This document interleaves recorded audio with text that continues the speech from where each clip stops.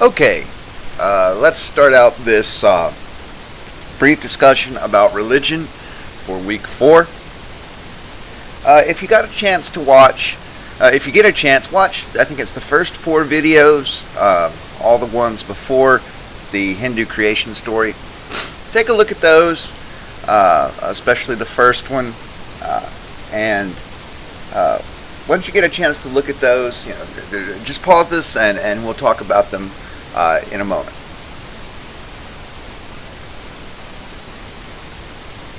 Okay, so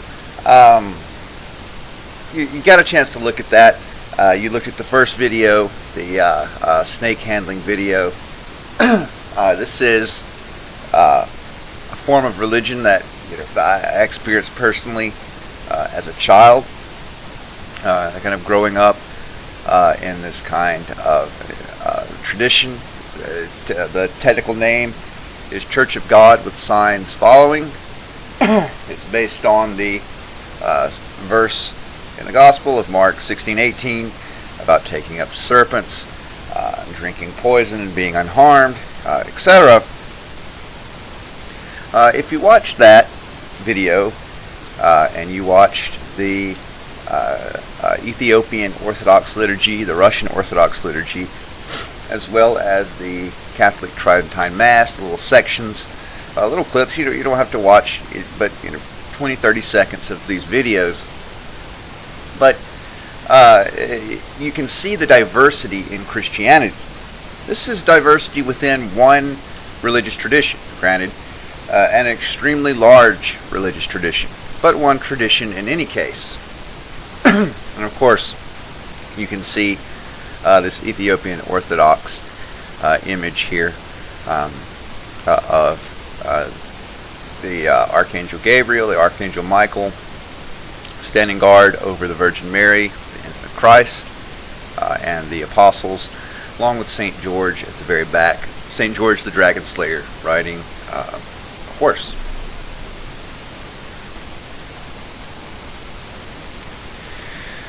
At this time, I'd like for you to just pause the video and go watch the Hindu creation story video.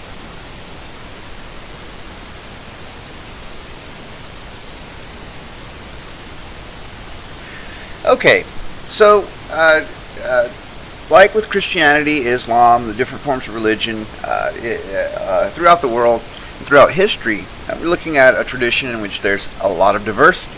You can't look at any one temple, any one region of India, and see the essential Hindu practice, right?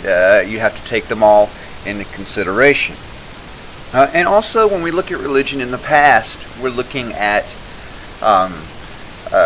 traditions very different from that in a modernity. So, for example, when we look at the Untouchables, this is a system that still goes on in parts of rural India, but in modernized parts of India, this has died out.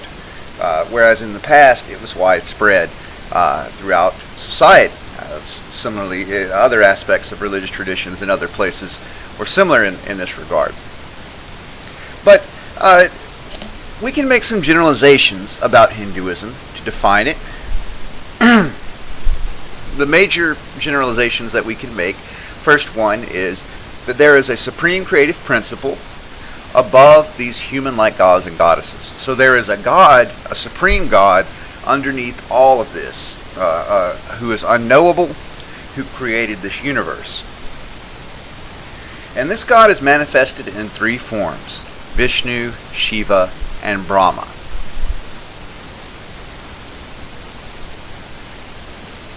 There's also a belief in reincarnation, moral duty based on caste, and reward for good and evil behaviors. The first of these 3 major deities, Brahma, is the originator of all human beings. He's got 4 faces so that he can see in all 4 cardinal directions at once. And you can see him riding a peahen, a female a partner of a peacock. Peacocks being indigenous to India, and peahens also. He's the father of many other gods and goddesses. It's depicted with 4 arms and 4 faces. The second is Vishnu, the creator. You saw how the flower grew out of Lord Vishnu's navel. Vishnu also appears as the deity Krishna, who encourages mortals to fulfill their duty. Vishnu appears as different manifestations, just as Vishnu is a manifestation of the Supreme God. Vishnu is painted blue, is colored blue in most representations, and there are a lot of interesting theories about this. Some of due to the fact that, and I find it fascinating because this is why Vishnu is blue is one of the kind of unsolved questions of history, and there are a lot of interesting theories. One of the most fascinating to me is that is based on the idea that prehistoric India had contact with Eastern Africa, and that there were kind of cultural similarities between across the Indian Ocean, and that when the Aryans, which is a tribe in Central Asia, it's related to the root word for Iran and Ireland. Both those countries, even though they're very widespread, they're similar linguistically to this term Aryan, because they all spoke Indo-European languages. And of course, this is the term that would later be stolen in the 1930s or before then, and even in the 19th century, as a term that means something very different than the real Aryans in history, who were very similar in culture and appearance to the different ethnicities that now exist in what is now Afghanistan. But when the Central Asian Aryans arrived in India, they conquered a civilization that some have posited possibly had some links culturally to Africa, and thus these gods and goddesses who are painted blue, that they originally were black, and then this change occurred over time. Now, whether or not that's true is beyond the scope of this course, beyond my ability, to tell you whether it's true or not.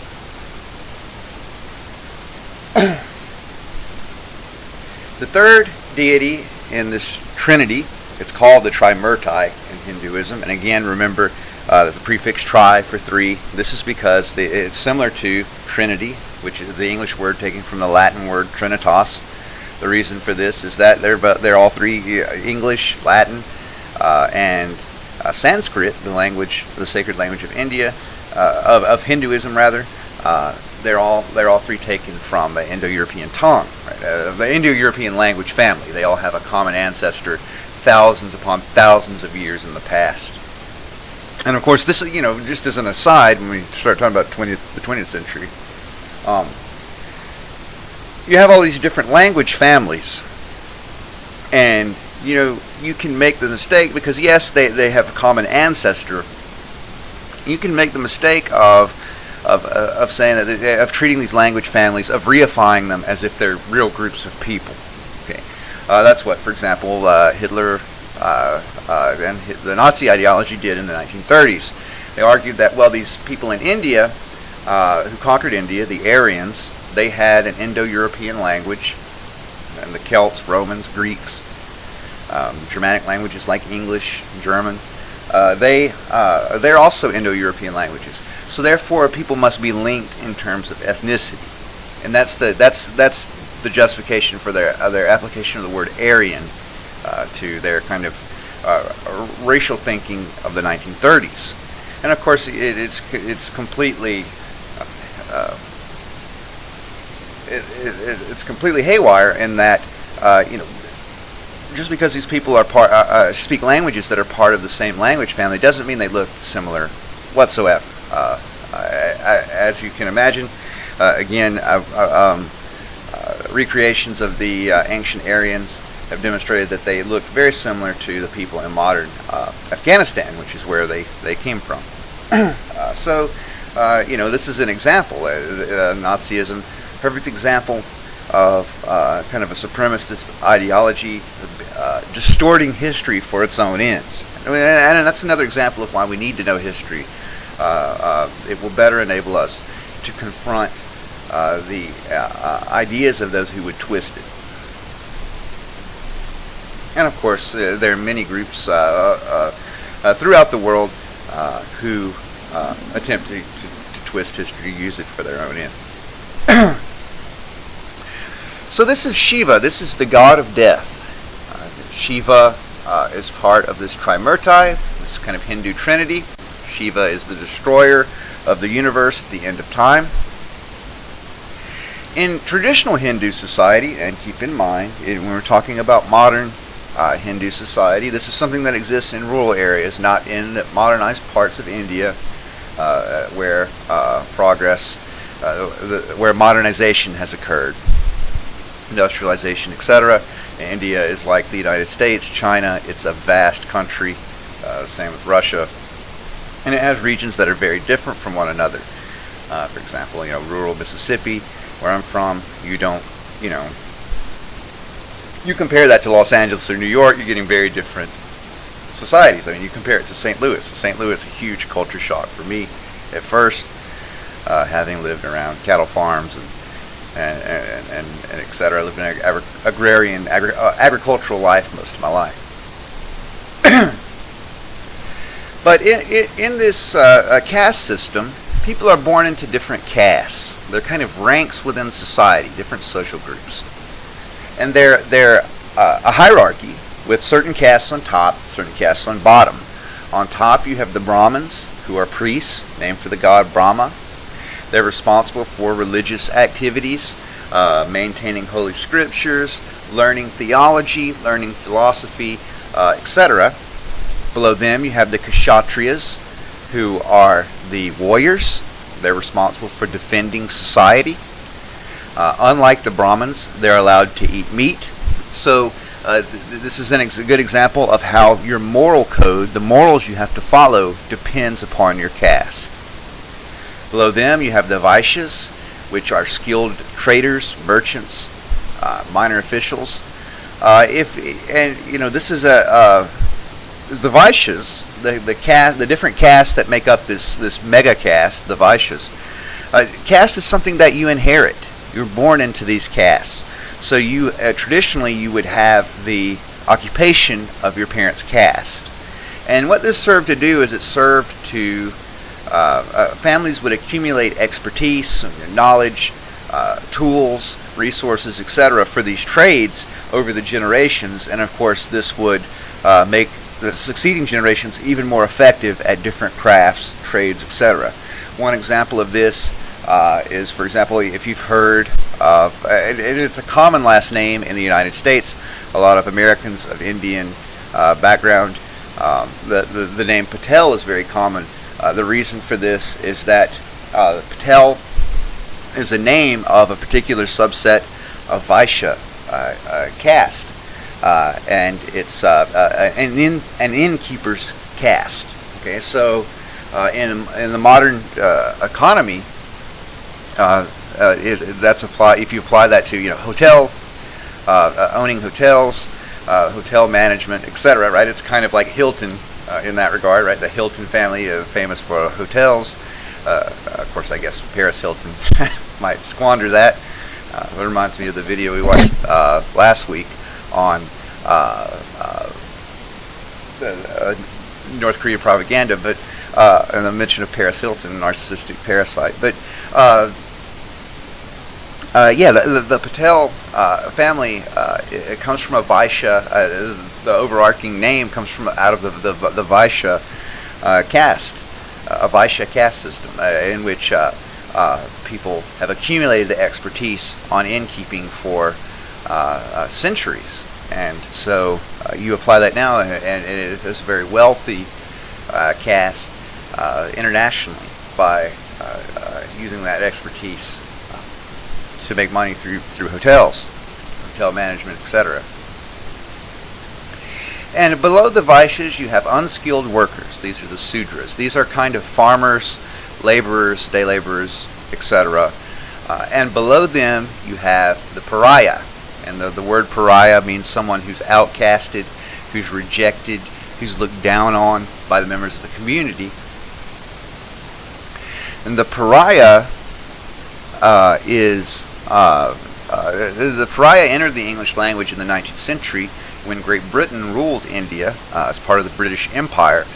Also the term Harijans is used, and the term, we use the term untouchables in English, and these are the people at the very bottom. They're not allowed to interact with the other castes. They're not allowed to use the same water source, to go into the same temples, to eat from the same restaurants. It's an intense form of segregation traditionally, and in some rural parts of India today. If you wouldn't mind going ahead and watching the video on the rat catchers, the members of a pariah group who catch and eat rats.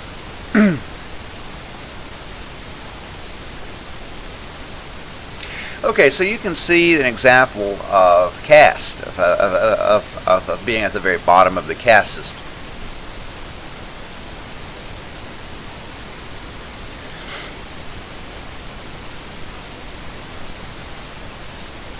Okay, so we talk about caste, we have to talk about dharma. Dharma is your duty. That's the morals you have to follow, right? And your dharma differs. It depends upon your caste. So, if you're part of the rat catcher caste, right, your dharma is to catch rats, right, to serve that role in the community. So what you want to do is you want to be the best rat catcher you can be. That fulfills your dharma. Similarly, if you're a Brahmin, your dharma is to be a religious leader. If you're a Vaishya, your dharma is to be a business person. Krishna, the god here, you can see Krishna appearing before Arjuna. Arjuna is a great warrior. He rides a chariot. He's an ancient Aryan warrior. He rides a chariot. He uses a bow and arrow. He throws javelins, wields a spear and a sword from this chariot. And Kshatriya's dharma is to fight in war. Okay, so the Kshatriyas want to fight. They want to be warriors because this is their moral duty. Well, the Prince Arjuna, in the story of the Bhagavad Gita, which is a Hindu ethical text, it's an epic poem that serves the same function as the Bible in Christianity, or the Quran in Islam. It's one of the holy texts of Hinduism. Arjuna is worried because he's going to fight an enemy army, and that army contains many of his friends and relatives. And of course he doesn't want to kill his friends and relatives. So he's left at a kind of moral quandary, where he wants to fulfill his dharma, his duty as a warrior, but he doesn't want to kill his friends. So the deity Krishna appears to him and tells him, do your dharma, do your duty. Don't worry about the outcome. Don't worry about who dies. If you die, death is just transitory. It is temporary. We'll all be reborn based on our dharma. So if you kill your friends, they'll be reborn based on their dharma. And same with you. You fulfill your dharma, you're doing your moral duty. And that's what you need to focus on. So you need to get out there and fight. If you succeed with your dharma, you build up karma. Karma is the consequences of you following or not following your duty. If you follow your dharma, you bring good karma upon yourself. If you deny your dharma, you bring bad karma. And you want to build up good karma. You can see this Hindu holy man here called a sadhu, and these are kind of ascetics, meaning that they practice self-denial, detachment from the world, and there are hundreds of different traditions of sadhus in India. Many of them differ from one another. For example, and every Hindu in India doesn't believe in any specific, in all of these specific forms of sadhu, right? For example, there is a cult of sadhus called Argul, and something in my throat, and these sadhus worship the god Shiva, and they have some very intense practices. For example, eating rotten flesh, rotting human flesh, eating animal feces, drinking animal urine, covering themselves in the ashes from a funeral pyre, drinking out of human skulls.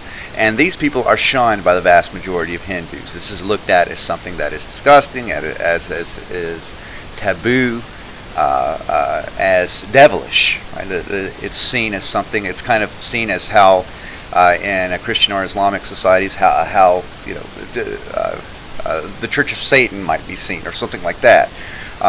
It's seen. It's not tolerated, but it exists.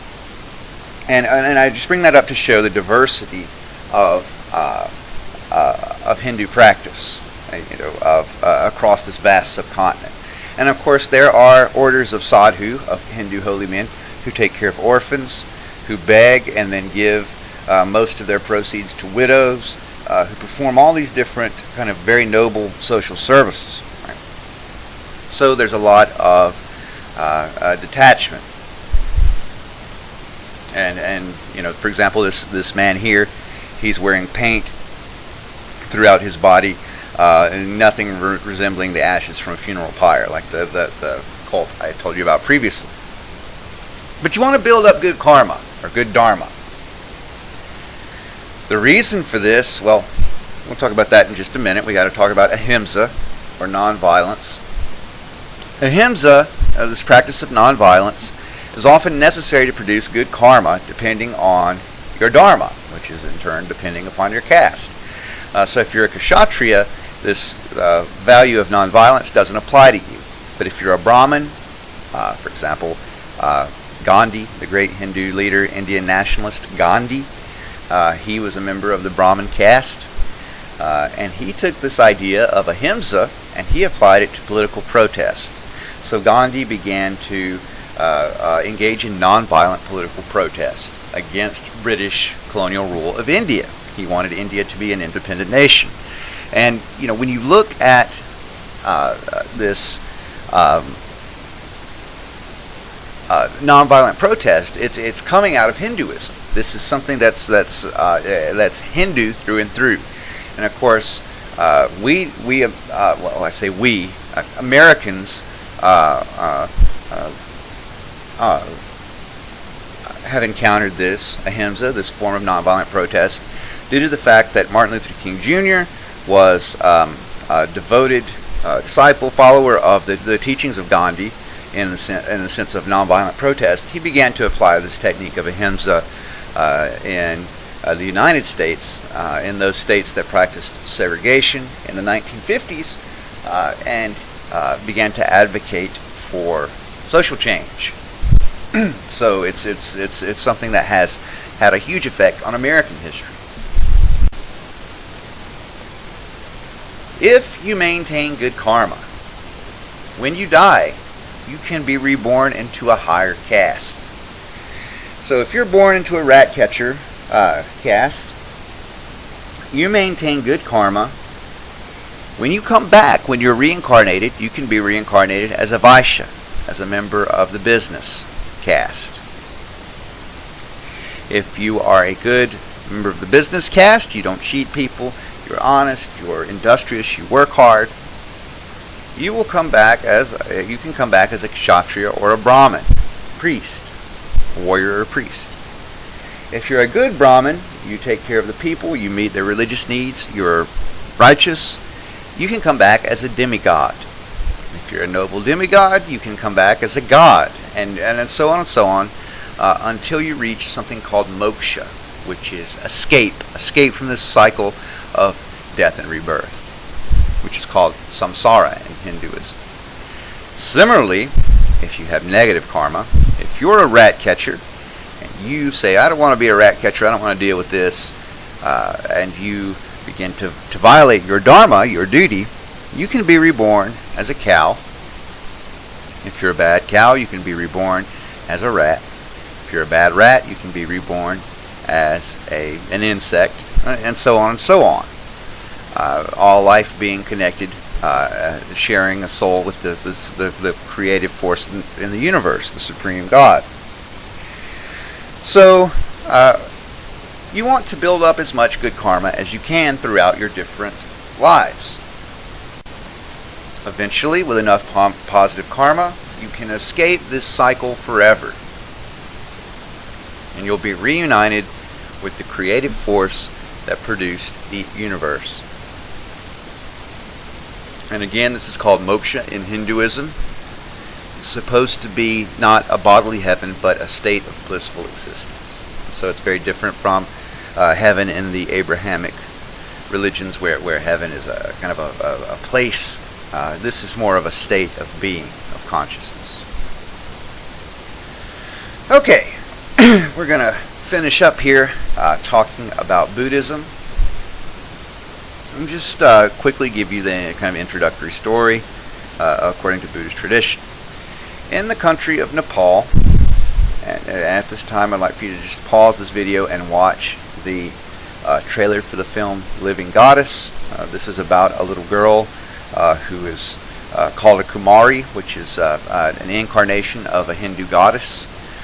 She's living in Nepal, and this film is about her life. You can see scenes where she's sitting on her throne, scenes where she's going through the street and people are worshiping her. This will be one of the film options for the second film assignment for the course. So you can, I'll put that information on Blackboard later today.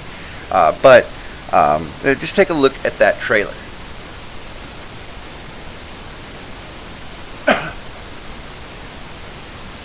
Okay, so we saw that trailer. She was reborn as this goddess due to the fact that in her past lives she had lived very virtuous, had been filled with virtue, and so this is an example of the system. Well, there was a prince in the same region as in which this Kumari, this living goddess, comes from, the country of Nepal, in the north of the Indian subcontinent. And Prince Gautama Buddha, he was known as Prince Gautama at the time, he was the son of a minor king. This king had kind of, through his blood, sweat, tears, had worked his way to the top. He did not want his son to suffer. He said, well, I have done all this work. I want my son to have a much better life than I did. So he built a huge tower complex. He filled it full of the finest foods, clothing, bedding, luxuries, furniture, art, etc. He provided his son with a harem of beautiful concubines, and he said, I never want you to leave this tower. You are not to leave this tower under any circumstances. Well, his father wanted to shelter him from the travails of life. So, as a young man, Prince Gautama had convinced himself that he was going to escape this tower. He was going to see the world at large. He was growing restless, as so many young people do. And he escaped this tower with his servant. And upon leaving this palace, he encountered sickness, poverty, and death. And he's walking, and he sees a leper. And he says, well, what's wrong with this woman? Why is her face so twisted? Why is she missing fingers? And the servant said, well, she's ill. She's suffering from leprosy. And of course, the Buddha, being young, had never suffered a serious illness, and he said, well, this shocked him. This was shocking to him. He continued, and he saw a beggar, and he's asking, why is this woman begging? And the servant said, well, she does not have food. She's starving to death. And this is something that he couldn't conceive of, because he had every luxury food stuff imaginable prepared for him since he was an infant. And then finally he came across the body of a dead man. And he asked the servant, what is this? What's going on here? What's wrong with this man? And the servant told him about death. And this profoundly affected Prince Gautama. He had learned of death as an adult, a young adult. So this shocked him, and he vowed to find a way to escape death, to overcome death.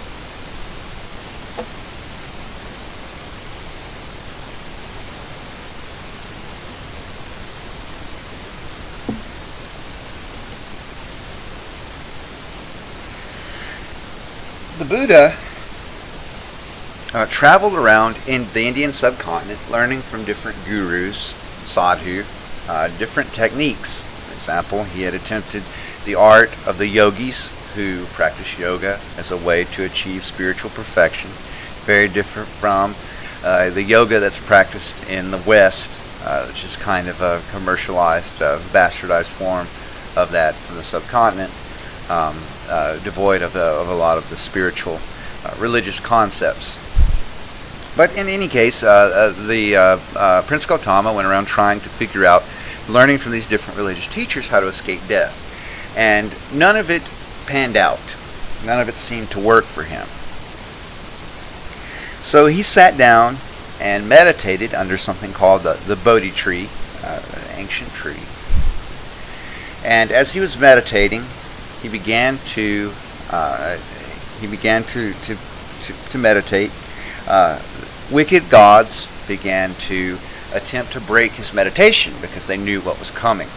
So they sent servants there to harass the Buddha, and it didn't break his meditation. Then they sent their daughters, who were these very intense beauties, to come and tempt the Buddha out of his meditation, and that did not work. And finally they began to shoot arrows at the Buddha.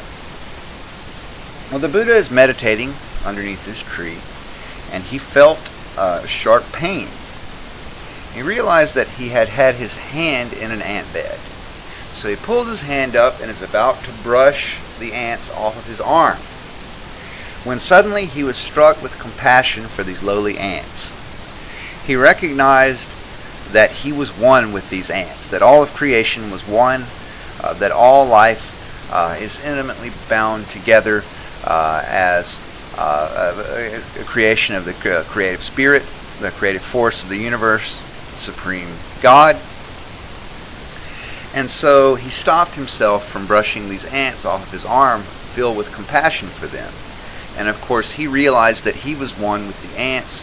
Where he ended and where they began was just an illusion. And at that point he reached enlightenment. So when these arrows were heading towards him, he had become one with the supreme creative force of the universe. So he had power over reality. So these arrows fell as roses, different flowers, at his feet. So having reached enlightenment, he began to spread his teaching on how to get there, how to reach enlightenment yourself, so that when you die, you are reunited with the Supreme Creative Spirit. The Buddha taught that life is suffering. It's temporary, it's short, it can be very painful. It's something that we have to accept for what it is. We will not be able to change the nature of life. We have to come to terms with reality. We keep coming back to this reality, according to the Buddha, because we want to. In each of our lives, we desire to exist. And it's this desire for existence that keeps pulling us back. Right? We die, we're reincarnated, and we're dragged back into this existence by our desire to exist. So basically, we're poor because we desire wealth, right? We're continually desiring wealth. Because we desire wealth, we never have enough. So to end our suffering, we have to become desireless. Let's become desireless. And the way that we become desireless and finally escape this cycle of death and rebirth is by practicing something called the Eightfold Path, or right conduct. The Eightfold Path, very similar to the moral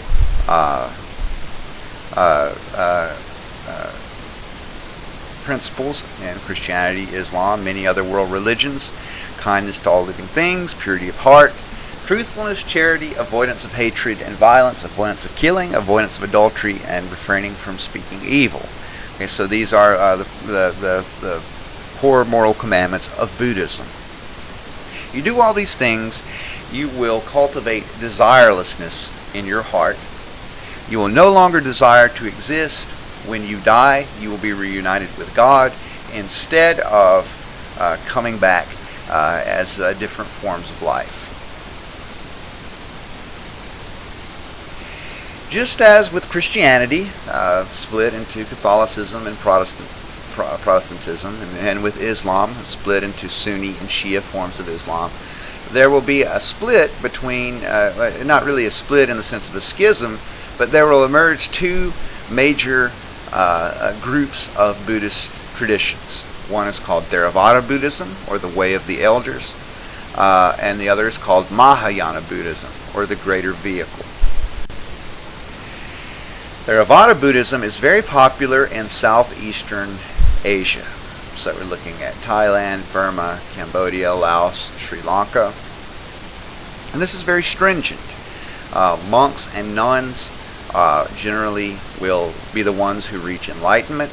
So what you want to do is you want to provide for monks and nuns, give them of your time and wealth and charity, so that when you die you can be reborn as someone who can handle the rigors of being a monk or a nun. You can see these monks here with shaved heads. They're not wearing shoes. They're begging for their food at this noodle shop, and this is common in, for example, in the country of Myanmar. It used to be called Burma. Mahayana Buddhism is the form of Buddhism, is the name we use for the group of different Buddhist traditions in northeastern Asia, so China, Tibet, Korea, Japan, and the Southeast Asian country of Vietnam. And so this form of Buddhism is about faith. There are individuals called bodhisattvas, and these are kind of Buddhist saints. They reach enlightenment and they escape the cycle of rebirth and death and reach the state of nirvana, which is the Buddhist term for moksha. So you should remember that term. It's on the test, I believe. And instead of entering this blissful existence, out of compassion for humanity, they return and they give themselves up to help human beings reach enlightenment. So they're basically in heaven, in eternal bliss, and they come back to this world of pain to help everyone else escape. An example of this is what we call Pure Land Buddhism, and it's based on a bodhisattva, a Buddhist saint, known as Amida Buddha, or his Sanskrit name, Amitabha. He's pictured in the center of this altar. He's flanked by one of the beings flanking him is the Chinese goddess of mercy, Kuan Yin. And Amida Buddha, or Amitabha, is a bodhisattva, a saint, who reached enlightenment and came back and created something called the Great Western Paradise. Now, these bodhisattvas have become one with God. So they have the power of creation. They have these great powers, this omnipotency. So what they do, what Amitabha did, is he created a realm of heaven. And each of these bodhisattvas, many of them will create different realms of heaven. Amida Buddha created a realm of heaven in which, if you had faith in him, he would then be able to, when you died, pull you into this heaven. And there you would be under his power. It would be much easier for you to become enlightened and to reach, because you would be able to share in his power. You would then become one with God yourself. And so it's a kind of a way station. It's a place to get you to your final destination. And Amida Buddha, according to this tradition, he said that if a follower recites his name sincerely one time, he will then be able to pull that follower into his great Western paradise.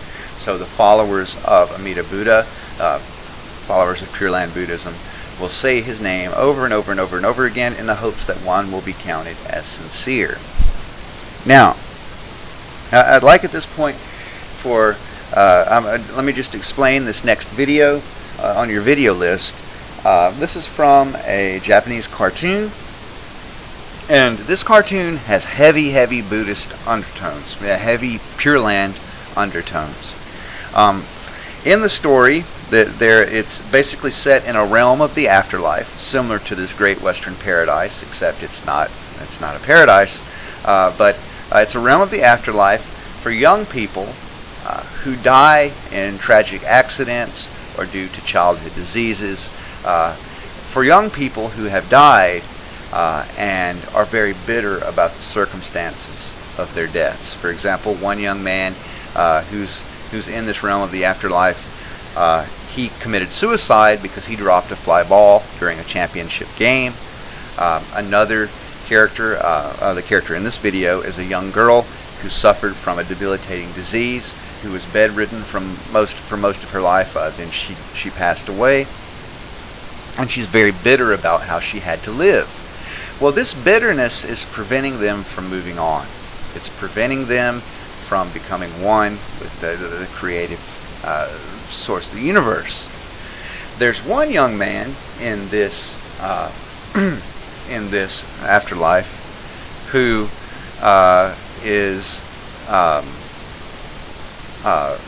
who was a medical student who actually died attempting to saving a large number of people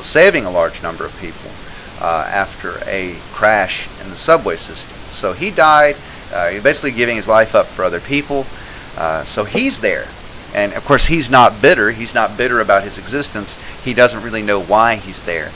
And then it becomes clear that he's there to help all of the other people come to terms with their past lives, come to terms with all the hurt, pain they suffered, so that they can escape.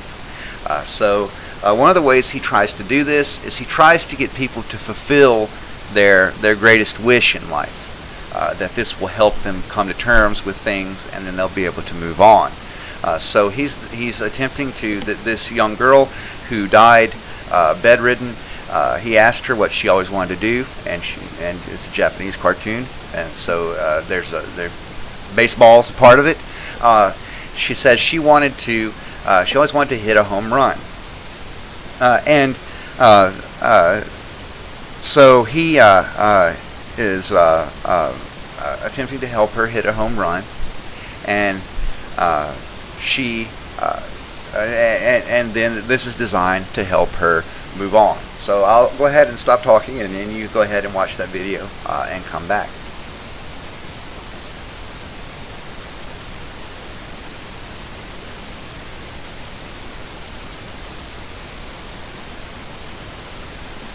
Okay, so you can see in the video how hitting a home run wasn't really her major concern. She was terrified that she would never be able to find love and marriage. So Hanada, the young man who dropped the fly ball, committed suicide. He agreed to marry her, and once this had happened, that in the next life he would marry her.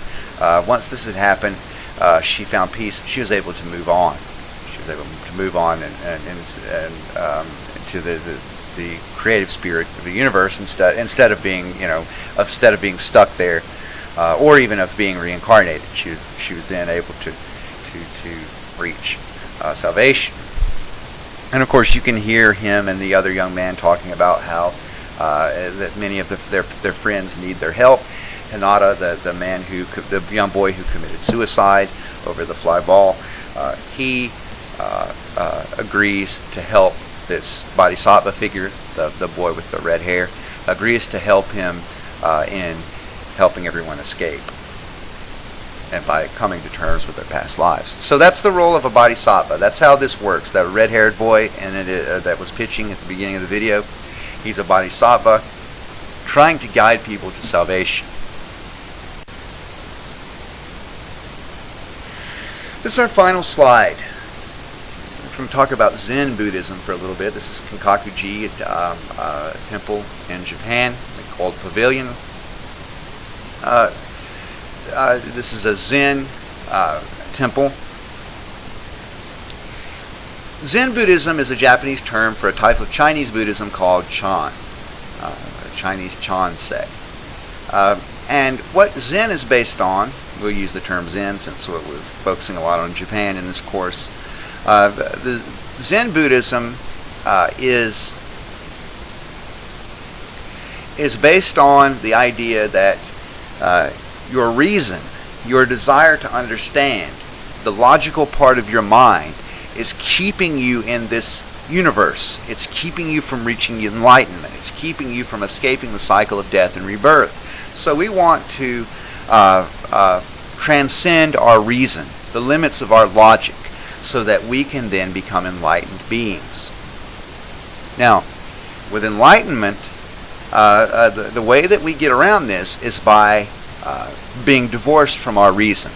So Zen masters, for example, the Zen students will be meditating. They'll be lost in meditation. The Zen master sometimes will pick up his staff and he'll smack it, break it over the head of one of the students. And this will cause intense pain. And this intense pain during meditation is supposed to prompt the student through this intense pain to basically lose his or her mind, right? That you lose your mind in the sense that you are separated from rational thought, from thinking, and then you reach enlightenment. Another way that this is achieved is by using paradoxes. The Zen master will use paradoxes to try to confound the student, so that the student learns not to rely on reason and is thus separated from reason and logic.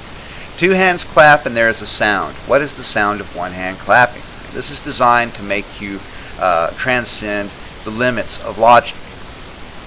A tree falls in the forest, no one's there to hear it. Right? Does it make a sound? This is another example of this kind of thinking. And this form of Buddhism was very, very, very, very, very popular amongst the samurai class, the warrior aristocracy of Japan. Pure Land Buddhism, Amida Buddha, faith in Amida Buddha, that was practiced by many of the lower classes, particularly the peasants found that a very comforting form of religion. Zen Buddhism is for the great warriors because it teaches you to divorce yourself from your thoughts. So you can, in addition to becoming divorced from your logic, you can become divorced from your fears. Okay? So fear, pain, you can overcome all of this through Zen Buddhism, through Zen meditation.